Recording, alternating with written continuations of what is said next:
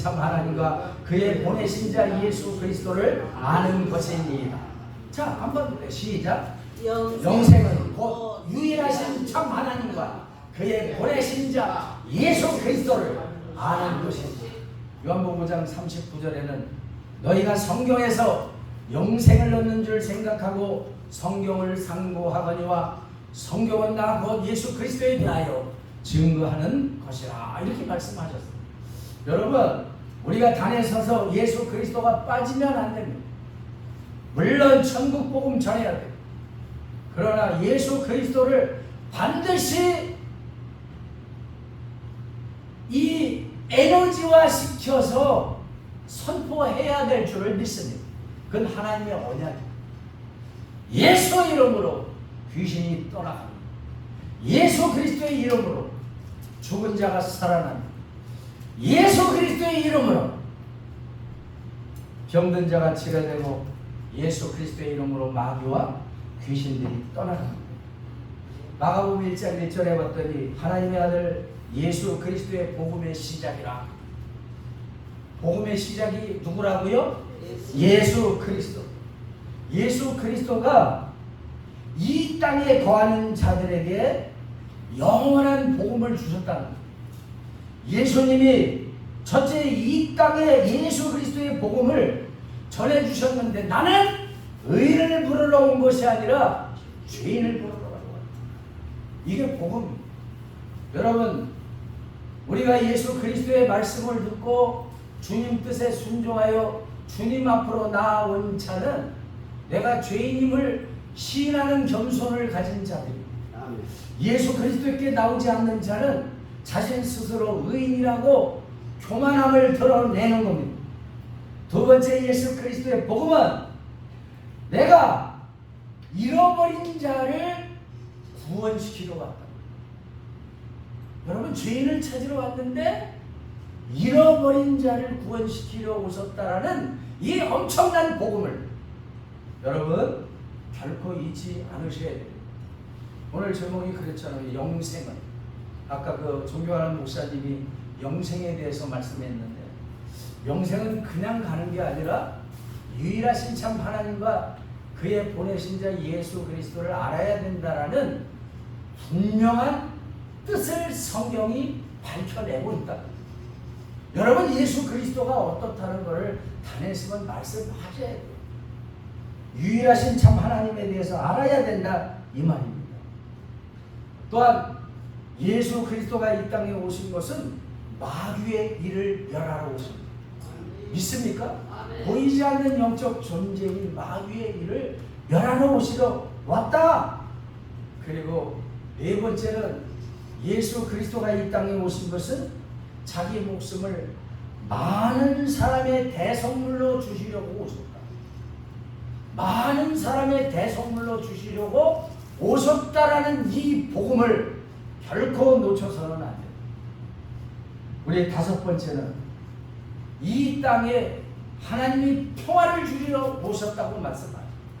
물론 하나님은 부활하셔서 샬롬 평강이 있을지어다라고 선포하셨지만 살아생전에 예수 그리스도가 십자가에 달려 죽으시기 전까지는 내가 평강을 주러 온 자니 아니라 나는 불을 던지러 왔다.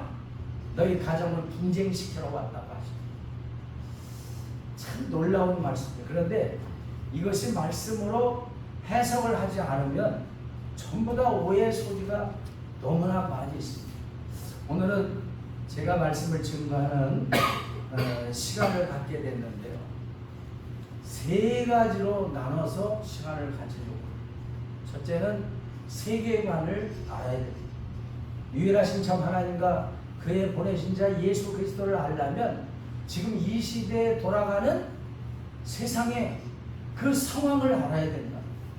두 번째는 우리가 어떤 영성을 갖고 살아가는지를 알아야 된다. 여러분, 각자의 영성이 있습니다. 우리는 보지 못하지만 하나님만이 보고 계십니다. 세 번째는 마지막, 우리가 참으로 우리가 교회인가를 반드시 알아야 된다. 믿습니까? 교회에 조건이 있습니다. 교회는 우리의 죄를 속량하시고 피를 흘려 죽으셨다가 부활하신 예수 그리스도가 승천하시고 우리에게 약속하신 성령을 우리 가운데 부어주심을 받은 자들이 교회랍니다. 우리를 성전 삼고 임마누엘로 오신 하나님이 우리를 성전 삼으신 우리가 교회란 말이에요. 우리가 움직이는 교회란 말이에요. 이 건물의 공동체가 모인 교회이기도 하지만 참으로 성경이 말하는 교회는 성령이 좌정하시는 성전 삼고 계시는 우리가 참된 교회임을 여러분 믿으시기를 예수의 이름으로 축복합니다. 자, 오늘 세 가지를 말씀드린다고 했어요. 세상의 상황의 세계관을 여러분에게 잠시 말씀드릴 거고, 두 번째는 우리가 갖고 있는 영성에 대해서, 세 번째는 교회에 대해서 말씀을 드립니다. 지금 이 시대가 어떻습니까? 여러분, 시대는 천지는 분별할 줄 알면서도 이 시대의 표적은 알지 못하는 너희들이라고 예수님이 직접 말씀하셨어요. 천기는 분별하는데 시대의 표적은 모르는. 요즘 세상이 어떻게 돌아가느냐면 AI가 뭐죠? AI. 네? AI. Artificial Intelligence. 인공지능 로봇이에요. 인공지능 로봇 시대인데 이 로봇이 인간의 지능을 복제했다는 뜻이에요. 인공지능이라는 게 사람의 지능을 복제했다는 뜻이다. 믿습니까? 우리 사람의 각기 모든 사람의 그 넓은 지식을 한 번에 다 공유를 해서 인간을 지배하는 세상이 도래가 됐다고 성경은 그렇게 얘기하고 있어요. 인공지능 로봇이 죽을 수가 있을까요? 죽지 못합니다. 예. 인공지능 로봇은 결코 죽지 못합니다. 왜 죽지 못하느냐면 따라하실래요? 피가 없기 때문에. 피가 없기 때문에. 따라하세요. 피가 없기 때문에. 피가 생명인데 이미 로봇이 사람보다 더 월등한 일들을 한다 할지라도 그것은 생명의 일이 아니라 인간이 편하게 살기 위한 도구로서의 로봇을 만들었다는 거예요. 근데 이 시대가 사단의 괴계로 말미암아 로봇이 다시 사람을 지배하는 시대로 도래가 됐다. 믿습니까? 저 같은 목사가 이 단에 서서 말씀을 증거하려면 엄청 오랜 시간을 무릎 꿇고 기도하고 이 성경을 다 들먹거리면서 하나님 어떤 말씀을 전할까요? 대답이나 쉽게 해주시면 쉬운데 말씀 안 해주세요. 끝까지 뒤적거리면서 하나님 이겁니까 저겁니까 예스 오케이 하면서 오케이 받아가지고 이렇게 써가지고 여기에 딱 올라오면 야 딴 거해. 하나님 그러세요. 근데 로봇은 한번 입력시켜 놓으면 그대로 입력해서 말하라는 거 그대로 하는 거예요. 요즘은 로봇을 영상으로 띄우더라고. 그래갖고 이제 우리 서목사님 얼굴을 여기다가 갖다 집어. 그리고 서목사님이 말씀하기 좋은 거를 로봇에게 말하는 것처럼 집어넣어 버리면 서목사님이 이 안에서 얘기를 해요. 그러면 다 경청하는데 서목사님이 나와서 그러면서 얘기하는 것보다 이 안에서 얘기하면 전부 다 은혜들을 받아요. 그런데 거기는 생명이 없어요. 참 신기하죠. 같은 말인데 생명이 없어요. 왜 그러죠? 우리 안에 성령께서 우리 입을 통해서 말씀하시지 않았기 때문에. 로마서 10장 8절로 10절을 보면 말씀이 내게 가까워 말씀이 내 입에 있고 말씀이 내 마음에 있으니 그 말씀은 마음으로 믿어 의에 이르는 말씀이 내 입으로 시인하는 말씀으로 네가 구원받는 거야. 이렇게 써 있어. 마음으로 믿어지는 말씀이어야 되는데 로봇이 입을 딱딱 벌리며 그냥 감동감화만 줘요. 와, 저 목사님 잘하네. 실제는 로봇이야. 요즘은 컴퓨터를 칩으로 만들어서 사람의 뇌 속에다가 집어넣어. 그리고 원거리에서 조종을 해요. 그러면 컴퓨터가 이 안에 있으니까 저쪽에서 조종하는 대로 뇌가 멋있게 움직이기 시작해요. 그걸 브레인 컴퓨터 인터페이스라고 BCI라고. 너무나 놀라워요. 그 인공지능이라는 영화가 있는데 스티븐 스필버그 감독이 만든 영화가 있는데 그 영화 안에는 마틴이라는 그 어린 아이가 있는데 불치병에 걸렸어요. 이 불치병에 걸린 아들을 현대의학으로는 고치지 못하니까 이 아이를 잠시 냉동고에 집어넣어서 냉동시키고 그리고 고치는 약이 나올 때까지 기다리게 해요. 그런데 놀라운 것은 이 아들하고 너무나 똑같은 DNA를 파악해서 이 마틴이라는 아이와 똑같은 로봇을 만들어. 그래, 진짜 아들은 잠자는데 대신 똑같이 생긴 아들을 대신해서 만족하는. 그리고 동화책을 읽어주는데 피노키오 동화책 같은 걸 읽어주면 이 아들이 진짜 아들처럼 막 좋아하고 말이에요. 그런 시간을 지나다가 좋은 약이 개발이 돼서 이 아들이 병이 났단 말이에요. 병이 나니까 집으로 돌아왔어요. 근데 자기하고 똑같은 놈이 있어. 근데 엄마하고 노는 거 보니까 시리질투가 나거든. 그러니까 어느 날 그 로봇 보고 가르쳐줘요. 야, 너 엄마한테 사랑을 더 잘 받으려면 엄마 잘 때 가위로 머리털을 홀라당 다 밀어버려. 로봇이 그걸 알까요? 모를까요? 몰라요. 로봇은 입력시킨 대로 시키는 대로만 순종하는 거니까. 엄마 머리털을 홀라당 다 잘라놓으면 어떻다고요? 엄마가 너를 더 사랑할 거야.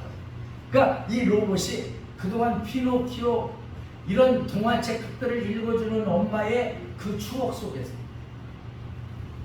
더 사랑받고 싶어서 가위로 홀라당 잘라. 그랬더니 엄마는 당황했어. 그랬더니 병치료를 받고 온 그 아들이 엄마 제가 못 쓰겠어. 제가 갖다 버려. 그 어쩔 수 없어서 엄마는 정이 든 그 로봇 마틴을 갖다가 도로 반품을 하려고 그 로봇 만드는 공장. 근데 반품을 하면 그 애가 어떻게 돼요? 다 파쇄해서 없애버려. 그런 생명이 없기 때문에 로봇은 고통도 아픔도 몰라요. 그냥 부셔버리면 되는데 이 엄마가 정이 들고 마음속이 아프니까 이 아들을 그냥 저 멀리 갖다 버림을 받은 이 로봇이 생각하기를 자기가 사람이 아니니까 버렸다고 생각합니다. 자기는 사랑받기 위해서 머리카락도 다 잘라서 지금 내 주머니에 보관도 하고 있는데 아니 글쎄 엄마가 버린 건 내가 진짜 사람이 아니기 때문에. 그래서 평상시에 피노키오 동화책을 읽어줬던 엄마의 그 말이 떠올라요. 그 피노키오 여러분 동화 읽어봤습니까? 에? 정치훈 목사님 네네. 피노키오 읽어보셨어요? 거기에 그 피노키오가 사람이 되기 위해서 누구를 만나지요? 요정을 만납니다. 제가 질문을 해보니까 안 읽었어. 읽었어도 잊어버렸어. 피노키오는 코가 그거 거짓말하고 것 같았는데 이 피노키오가 동화책을 읽다 보면 요정을 만나서 사람이 되는 장면이 있어요. 그러니까 이 친구가 기도를 하는 그 요정을 찾아다니는, 엄청 찾아다녀서 어느 도시에 도착을 했는데 엄마가 읽어준 피노키오 요정과 같이 비슷한 그런 동상이 있어서 거기서 날마다 내가 사람이 되게 해달라고 빌기 시작했어요. 그 빌었던 시간이 2000년. 2000년이 흐르면서 인류는 모든 로봇에게 멸망을 당해요. 근데 여전히 그 아기 로봇은 계속 사람이 돼달라고 해서 기도하고 있어요. 이때 외지에서 착한 외계인이 지구에 와요. 지구에 오니까 이 착한 외계인이 그 아이를 보고 그 아이에 있는 로봇의 그 모든 것들을 들여다보니까 아니 이놈이 사람이 되고 싶어 하네. 그런데 착한 외계인이 사람을 만들 수 있는 능력이 있어요? 없어요? 없어요. 없는데 그가 손에 뭐를 갖고 있죠? 사랑하는 엄마의 머리카락을. 그러니까 외계인이 그 머리카락의 DNA를 다 정보를 파악을 해서 엄마와 똑같은 새로운 로봇을 만들어줘요. 근데 조건이 하나 있어요. 그 로봇은 하루빼기 못 살아요. 며칠이요? 하루빼기 못 살아요. 그래도 엄마를 만났다라는 이 고마움에 로봇은 그 엄마 보고 피노키오 동화책을 읽어달라고 그러고 이렇게 하루 옛날에 놀았던 것처럼 놀았더라는 거예요. 놀았는데 저녁이 되니까 엄마가 싫어하고. 왜 그러죠? 하루만 살기로 돼 있으니까 이제 죽을 때가 된 거야.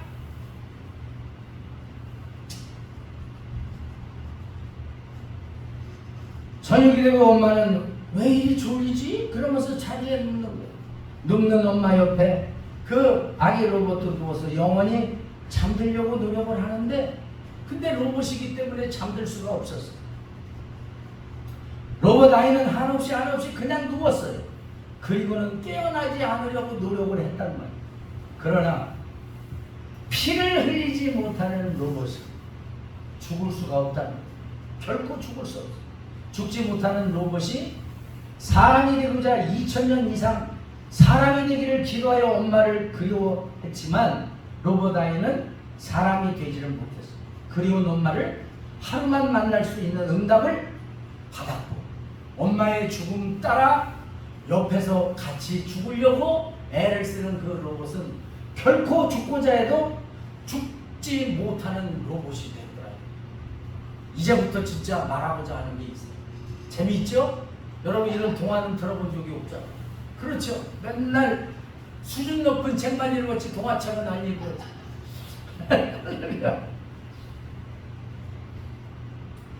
죽고자 해도 죽지 못하는 로봇의 마음은 죽어가는 엄마 앞에서 사랑하는 엄마에 대한 갈망이 컸어요. 죽어서라도 엄마와 함께 영원히 있고 싶었기 때문입니다. 어쩌면 영원히 살고 싶어하는 인간의 생각과 반대를 하고 있는 거예요. 우리는 영원히 살고 싶어 하잖아요. 안 그렇습니까? 또 거짓말 시킬래요? 아주 믿음이 좋은 척하고 빨리 죽기를 원합니까? 하늘나라에? 아니에요. 우리도 영원히 살고 싶은데 어차피 죽는다니까 포기하고 영원한 천국을 소망하는 것뿐 아닙니까? 영원히 살고 싶어하는 인간의 생각과 반대인 로봇. 인간은 죽고 싶지 않아도 죽을 수밖에 없지만 하나님께서 이미 창조 때부터 피 흘리는 죽음을 창조했던 거예요. 믿습니까? 따라하세요. 피 흘리는 죽음. 하나님의 신명막직하신 계획이 이 피 안에 숨어 있다. 성경은 말씀합니다. 경건한 자의 죽음을 하나님께서 귀중히 보신다. 그렇다면 경건한 자의 죽음이란 무엇을 뜻하는가? 예수 그리스도를 영접한 자의 죽음을 말씀하는 거예요. 로봇 아이는 피 흘리는 죽음을 경험할 수 없지만 경건한 자의 죽음의 모습으로 죽어가는 엄마의 옆에 누워 있어. 상상해 보세요. 그런 죽음의 모습으로 깨어나지 않는 죽음을 선택하고 누워 있는 것뿐이에요. 진보하는 세상에 맞추어서 인간의 영역에 로봇들이 자리를 차지하는 시대가 되었다. 로봇이 우리 인간의 영역을 다 엄습해서 치고 들어가 있다. 지금 세계가 이렇게 돌아가고 있습니다. 영적으로도 우리를 무너뜨리지만 피지컬적인 어떤 물질의 세계에서도 사악한 영혼 로봇을 이용해서 그 로봇들이 우리 인간의 문화 영역에 쳐들어온 세상이 역전이 되는 이 시대를 맞이하는 줄 믿습니다. 지능이 있는 전문직 로봇들이 인간의 삶과 죽음을 계속하여 지켜보게. 누가 지켜봐요? 로봇이 지켜본다고요.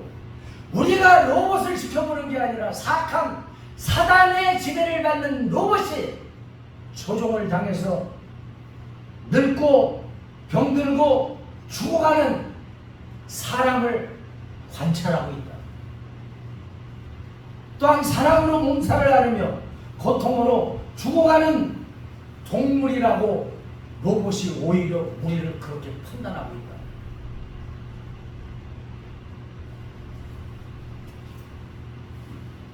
전염병 같은 질병에 힘없이 쓰러지는 사람을 보는 로봇, 서로의 경쟁심으로 물어뜯고 이기심이라는 욕망으로 서로 죽이며 죽어가는 모습을 지켜보는 로봇. 잘 들으세요. 생전 처음 듣는 말씀. 오늘 스티븐 스필버거 감독이 만든 그 AI 인공지능이라는 그 영화에 진정한 인간의 모습이 뭔지를 인간이 만든 로봇의 시각으로 깨달음을 받도록 해준 거예요. 지금 로봇이 인간을 쳐다보는 시각, 마치 우리가 가둬놓은 창경원 안에 울타리 안에 갇혀진 호랑이가 우리가 쳐다보는 것 같지만 호랑이가 도리어 우리를 쳐다보는 것처럼 이렇게 역설적으로 이야기를 하고 있단 말이에요. 그러나 여기서 스티븐 스필버거의 감독이 놓친 것이 하나 있어요. 뭐를 놓쳤지요? 피를 놓쳤어요. 그분은 피를 생각합니다. 피를 놓쳤어요. 그 피가 우리를 살리는 보혈인 걸 몰랐어요. 피를 흘리게 되어 죽게 된 자의 부활을 놓쳤다는 것. 하나님께서는 사람을 하나님의 형상으로 지으셨고 피를 흘리지 못하는 로봇, 피를 흘리지 못하는 천사, 피를 흘리며 죽게 되는 사람, 전혀 다른 피조물을 창조한 하나님의 그 심정을 우리가 지금 이 시간 알아야 됩니다. 여러분 믿습니까? 피 흘리는 사람을 구원시키기 위한 하나님의 신명막 지혜에는 반드시 예수 그리스도의 보혈이 우리의 삶에 들어오게 돼 있단 말입니다. 믿습니까? 사람의 정체성은 피예요. 성경을 짜면 보혈이 흘러요. 성경 짜봤자 이거 안 흘릴 것 같은데 영적으로 짜면 보혈이 흐릅니다. 믿습니까? 사람을 히브리어로 아담이라 아담. 아담은 하나님의 피, 하나님의 생명이라는 거죠. 생명의 삶을 복제하는 그들은 우리의 뇌를 지배해. 하나님이 특별히 남녀 관계에서 쾌락이라는 선물을 주셨어요. 믿습니까? 쾌락 아직 다 결혼해서 쾌락 알잖아요. 그러는데 여자도 남자도 여자 없이 그거보다 더 엄청난 몇십 배 몇백 배 좋은 쾌락을 뇌를 자극해서 느낄 수 있도록 지금은 만드는 시대. 꼭 남녀의 관계에서만 쾌락이 느끼는 게 아니라 뇌의 어느 부분을 자극만 하면 쾌락이 느껴집니다. 이젠 남자가 필요 없어요. 여자가 필요 없는 시대가 됐어요. 이제는 음란한 시대가 돌아왔다. 믿습니까? 오늘 제목이 뭐라고 그랬죠? 제가 주제를 갖고 있는 제목 요한복음 17장 3절 영생은 유일하신 참 하나님과 그의 보내신 자 예수 그리스도를 알아야 된다. 제가 가장 은혜를 받은 요즘 은혜를 받는 그 책이 있는데 호세아서 1장 2절을 보니까 뭐라고 써 있느냐면 너희는 음란한 아내를 취하여 음란한 자녀를 낳아. 이야, 이런 말씀이 어디 있어? 하나님이요, 우리를 보고 호세아 보고 호세아는 어떤 뜻이냐면 여호수아라는 뜻이에요. 예수아라는 뜻하고 똑같아요. 그러니까 호세아는 예수 그리스도를 얘기하는 이름입니다. 예수 그리스도에게 음란한 아내를 취하라는. 우리 인간이 음란해요? 안 음란해요? 음란해요. 음란하지. 음란한 아내를 값주고 사오라는 거예요. 고멜이라는 음란한 여자가 살림을 하다가 간땡이 큰 남자하고 같이 도망갔어요. 하나님이 그놈에게 돈을 주고 사갖고 오라. 우리가 그런 존재라. 그리고 음란한 아내를 취해서 그 다음에 뭐라고 그랬죠? 음란한 자녀를 낳는. 그런데 여기 중요한 게 있어요. 음란한 자녀 첫째 아들의 이름이 누구지요? 따라하세요. 이스라엘이라는 말은 요드 제라엘이에요. 이 제라라는 뜻은 생명의 씨라는 말이에요. 그러니까 진리의 생명의 씨, 하나님의 씨, 진리이신 하나님의 생명의 씨, 이런 말이 이스라엘. 그런데 패역한 자들을 부셔뜨리라는 의미로 써 있어. 근데 실제 히브리어에는 무슨 뜻으로 써 있느냐면 그 새끼의 이름이 흩어버려, 그리고 암흑 속에 심어버려, 땅 속에 파묻어버려. 그 소리가 이스라엘. 따라서 이스라엘. 흩어버려라. 땅 속에 깊이 묻어버려. 그런데 그 이스라엘이라는 뜻이 생명의 씨라고 했잖아요. 하나님은 신명확직한 음란한 새끼라고 하시면서 음란한 그의 이름 속에는 생명의 씨라는 걸 감춰놓고 디아스포라 같이 흩어서 버리는 것 같지만 땅속에 파고도 암흑 속에서 그 땅속에 벌레들이 있고 습한 것들이 있고 그를 흡혀 죽이려고 하는 수많은 환경 속에서 하나님이 생명의 씨로 살려버리는 거죠.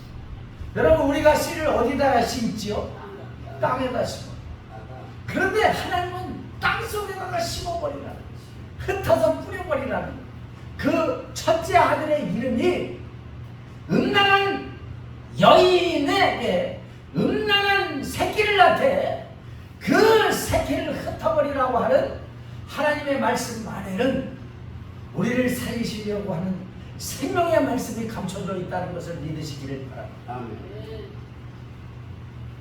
제가 농사를 모르는데 이번에 하나님이 사택을 주셔서 또 땅을 주셔서 우리 와이프하고 그 땅에다가 뭐를 좀 심는데 세상에 한 4,000원어치 심었더니 40,000원어치가 나오더라고요. 우와, 엄청나게 나와요. 아주 그거 작심하고 한 10,000원어치만 심으면 한 20만원어치 시장 가서 팔아가지고 돈 벌 수 있겠대요. 그래서 농사꾼들이 그 농사를 즐겨 하는 것 같아요. 허리가 삐뚤어지고 다리가 삐뚤어지고 골반이 흩어져도 그 일을 하는 까닭은 뭔가가 생명의 씨들이 피어오르기 때문에 그래요. 하나님께서는 이 땅의 인공지능 더러운 악한 사단의 괴계 속에서도 우리가 그들의 미혹 땅에서 하나님을 배도한 인간처럼 사는 우리를 향해서 여전히 하나님은 우리를 생명의 씨로 씨 뿌려서 살려놓고 있더라, 이 말입니다. 저는 그걸 발견했어요. 그 다음에 두 번째로 난 딸이 로루하마예요. 따라하세요. 로루하마. 로는 부정용이에요. 아니다라는 말. 루하마는 긍휼히 여기다. 긍휼히 여기다라는 뜻인데 암탉이 병아리를 품듯이 긍휼히 여기다. 믿습니까? 그런데 긍휼히 여기지 않다. 로자가 붙었어요. 암탉이 품는 게 아니라 오히려 씨 뿌려서 확 해갖고 잡아먹는다 식인 그런 뜻으로 써있다. 그런데 세 번째 아들을 또 낳았는데 로암미라고 세 번째 아들의 이름을 썼어요. 이름이 뭐라고요? 네, 암미라는 것은 나의 백성이다는데 로를 붙여서 무슨 뜻이라고요? 나의 백성이 아니다. 그랬는데 하나님은 음란한 새끼들을 이 땅에다 심고 생명으로 피워올리기 위해서 내가 긍휼히 여기고 나의 백성으로 삼아주겠다라는 하나님의 이 엄청난 은혜의 사건들이 기록이 되어 있어요. 호세아 책 찾아보세요. 2장 23절을 한번 누가 읽어보실래요? 호세아 1장 2절에는 그렇게 음란한 여인을 취하고 음란한 새끼를 낳으라고 했지만 결국은 하나님은 호세아서 2장 23절에 뭐라고 말씀하셨는가? 과연 심고 긍휼히 여기고 백성으로 삼겠나는 크게 한번 누가 읽어보세요. 내가 나를 위하여 그를 이 땅에 심고 긍휼히 여김을 받지 못하였던 자를 긍휼히 여기며 내 백성 아니었던 자에게 향하여 이르기를 너는 내 백성이라 하리니 그들은 이르기를 주는 내 하나님이시라 하리라 하시니라. 아멘. 이제 내 하나님이 되셨다. 하나님께서 다 씨뿌려서 디아스포라로 다 패대기 쳐서 없애버릴 것 같았는데 이제는 긍휼히 받지 못하는 너희들을 내가 긍휼히 여기겠고 내 백성이 아닌 너희들을 내 백성이라 부르겠고 이제는 내가 너희들의 하나님이 되리라 하시는 이 엄청난 유일하신 참 하나님과 그의 보내신 자 예수 그리스도의 사랑을 여러분들이 깨달으라 이 말씀입니다. 믿습니까? 할렐루야. 오늘의 세계관은 사실은 그렇게 사악한 영들이 그 로봇을 조종해서 우리를 미혹시키고 지옥에 끌려갈 수밖에 없는 그런 환경을 조성한다 할지라도 하나님은 반전의 하나님, 우리를 버리는 척 하시며 우리를 생명으로 다시 섞게 하시는 하나님인 줄 믿습니다. 아멘. 영성이라는 말이 어떤 영성을 드러낼 수 있는 방법은 어떤 방법이냐 따라서요. 우리의 입술로 영성을 드러낼 수 있다. 시작. 우리의 입술로 영성을. 아까 로마서 10장 8절로 10절 말씀을 다시 말씀드립니다. 말씀이 내게 가까워 그 말씀이 내 입에 있고 내 마음에 있으니 마음으로 믿어 의에 이르는 말씀이 내 입으로 시인하여 구원에 이르게 하는 능력의 말씀이 된다는 거죠. 믿습니까? 우리의 영성은 여기에 있습니다. 예수 그리스도가 이 땅에 33년 동안 이 땅에 계시면서 마지막 십자가에서 두 팔을 벌리고 피 흘려 죽으셨던 그 사실, 그 영혼이 하나님 앞에 돌아가기 전에 다 이루었다, 다 이루었다, 백홀 내가 승리했다, 다 이루었어, 내가 승리했어, 이렇게 외쳤단 말이에요. 예수님이 승리했다면 우리는 예수님과 연합된 자의 삶으로 우리의 입술이 예수님의 입으로 마음으로 믿어 의에 이른 그 입술로 선포할 때에 죽은 자가 실체로 살아나는 역사가 일어나 병든 자가 온전히 치료받는 역사가 일어난다. 보이지 않는 영적 존재, 마귀, 귀신, 사탄, 옛뱀, 용이라고 하는 것들이 주 예수 그리스도의 이름으로 선포할 때 그들은 한 길로 왔다가 일곱 길로 도망갈 줄을 믿습니다. 믿습니다. 이게 바로 하나님이 인정하는 영성이라는 거예요. 믿습니까?